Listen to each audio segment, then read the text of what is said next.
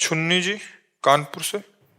जय जय सब गुरुदेव भगवान। गुरुदेव भगवान, आपके चरणों में कोटि कोटि प्रणाम। महाराज जी, गुरु मंत्र का जप आसन के अतिरिक्त और कहाँ कहाँ और किस किस अवस्था में कर? शरीर अपवित्र ना हो, हर समय जप सकते हो।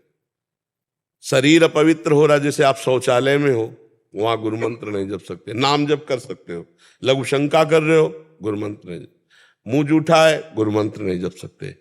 पवित्र अवस्था है तो हर समय गुरु मंत्र जप सकते हो।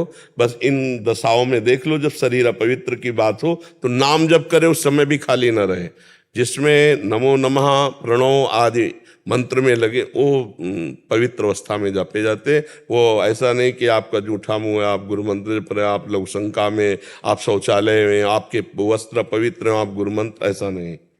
नाम तो अपवित्र पवित्रो वा सर्वावस्थांग तो पिवा यह स्मृत पुंडरीकाक्षम सवाय अभ्यंतरा शुचि। बाहर भीतर से वो परम पवित्र नाम कर देता है। नाम तो कभी भी जप सकते हैं, लेकिन मंत्रों की मर्यादा है, अपवित्र दशा में मंत्र ना जपे जाएं। गुरुदेव भगवान, राधा नाम जप का उत्साह मन में बहुत तेजी से होता है, फिर भी नाम जप की निरंतरता नहीं बन पाती। नाम जप का क्रम टूट जाता है। मैं बहुत परेशान हूँ, क्या करूं? देखो, परेशान होने की तो बात नहीं है। परेशान शब्द भक्ति में नहीं होता, भगवत में, अध्यात्म में परेशान नहीं है। ना स्वयं उद्विग्न होना है, ना किसी को उद्विग्न करना है। उकताया हुआ मन योग में नहीं लगता है।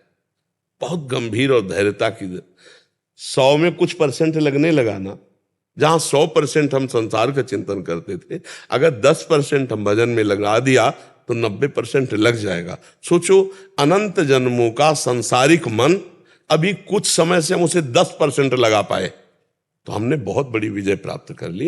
90% हम उस पर परेशान नहीं होना, उकताना नहीं है, धैर्य पूर्वक इस मार्ग में चला जाता है। अच्छा, सिद्ध पुरुष का स्वाभाविक भजन होता है, साधक को करना पड़ता है बार बार जिह्वा से।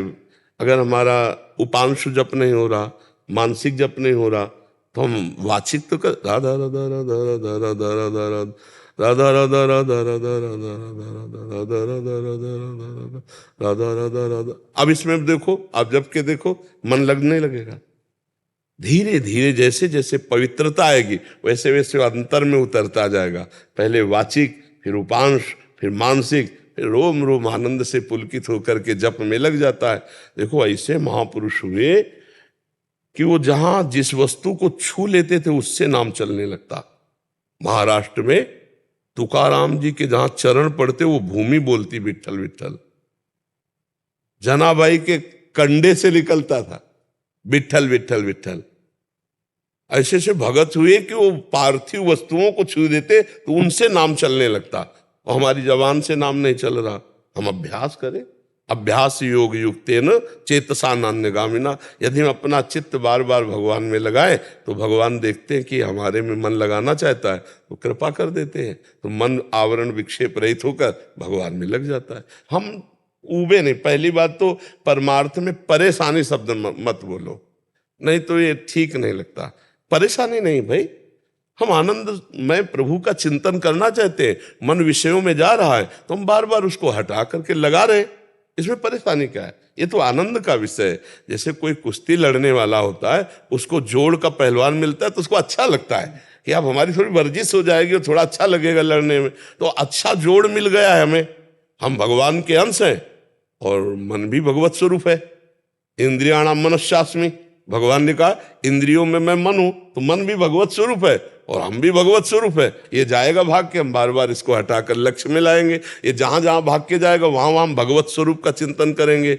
जब सृष्टि नहीं थी तब भगवान, जब सृष्टि नहीं रहेगी तब भगवान, तो बीच में जो कुछ है तब वासुदेवा सर्वम। कहाँ जाएगा मन? हम उसको घेर के लाते, जहां जाए वहां भगवान का चिंतन कराना, ये भी भगवान है। ऐसा न कर पाओ तो जहां जाए वहां से हटा के नाम में बार बार लगाना। आप देखो, कुछ आप विजय हासिल कर लिए, कुछ तो लगने लगा ना, तो अब हम पूरी विजय हासिल करने के लिए उत्साह संपन्न रहे। हाँ, समुत्कंठा नाम गाने सदा रुचि, उत्साह के साथ भगवान का नाम जपना। परेशान होना यार, ये अध्यात्म तो नहीं है।